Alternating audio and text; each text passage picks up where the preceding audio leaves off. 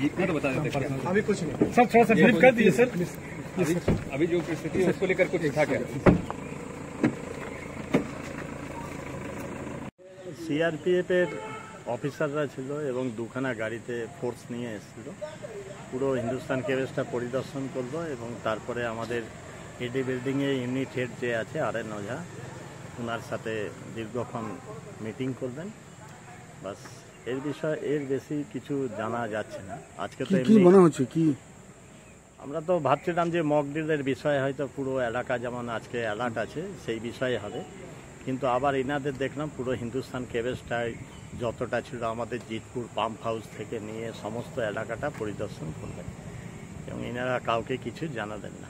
কি মনে হচ্ছে কি কিছু মনে হবার নেই। কেন্দ্রীয় সরকার প্রতি বছর মানে বছরে একবার দুবার করে এরকম পরিদর্শন করে।